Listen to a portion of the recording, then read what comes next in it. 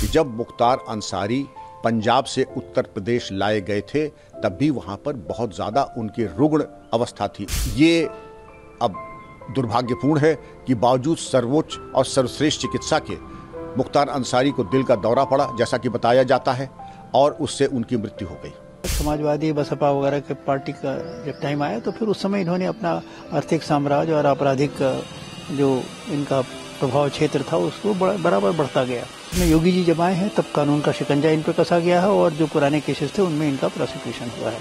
इनकी कुकर्मों का एक न एक दिन तो अंत होना ही था, वो अंत अब हो गया। देखिए, अभिरक्षा में, न्यायिक अभिरक्षा में किसी की भी मृत्यु अगर होती है तो ये एक गंभीर विषय है और उसके बारे में एक प्रक्रिया बनी हुई है। प्रक्रिया ये है कि उसके बारे में मैजिस्ट्रियल जांच होगी, विधिवत इंक्वायरी होगी और उसके बारे में आख्या न्यायालय को भी प्रस्तुत की जाएगी। लेकिन मैं आपको बताना चाहूंगा कि जब मुख्तार अंसारी पंजाब से उत्तर प्रदेश लाए गए थे तब भी वहां पर बहुत ज्यादा उनकी रुग्ण अवस्था थी उनकी, और बड़े बड़े अधिवक्ताओं ने माननीय न्यायालय को भी अवगत कराया था कि मुख्तार अंसारी की तबीयत अच्छी नहीं है, बल्कि बहुत खराब है और उन्हें निरंतर मेडिकल चिकित्सा की और इंटरवेंशन की जरूरत है। उत्तर प्रदेश लाए गए, अच्छे से अच्छी चिकित्सा दी गई और यहाँ जो चिकित्सा टीम थी, बताए जाते हैं इसमें 9 डॉक्टर्स थे, निरंतर उनका मेडिकल ऑब्जर्वेशन में रहते थे, अच्छी से अच्छी चिकित्सा व्यवस्था दी गई।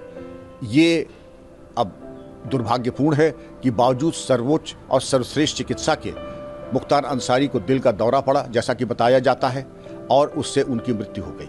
देखिए, मेरे समय में पहली बार ऐसा हुआ था उत्तर प्रदेश के इतिहास में कि जब माफिया के विरुद्ध एक सघन अभियान चला था।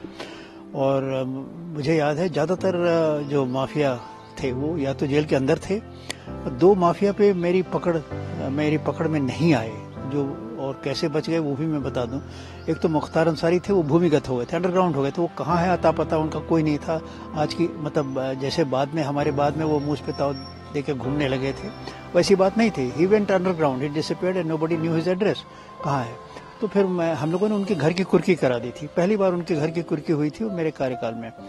तो ये फिर जब हमारा कार्यकाल खत्म हो गया, उसके बाद समाजवादी बसपा वगैरह के पार्टी का जब टाइम आया तो फिर उस समय इन्होंने अपना आर्थिक साम्राज्य और आपराधिक जो इनका प्रभाव क्षेत्र था उसको बराबर बढ़ता गया। और ये तो फिर बाद में योगी जी जब आए हैं तब कानून का शिकंजा इन पर कसा गया है और जो पुराने केसेस थे उनमें इनका प्रोसिक्यूशन हुआ है।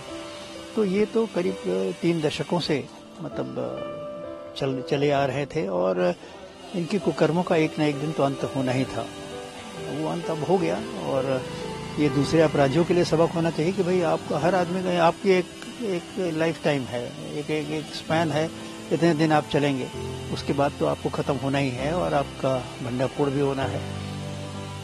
आतंकवादियों का भी यही होता है, 2 से 4 साल तक उनकी लाइफ रहती है, उसके बाद कब पकड़ जाए कब खत्म हो जाए कोई ठिकाना नहीं।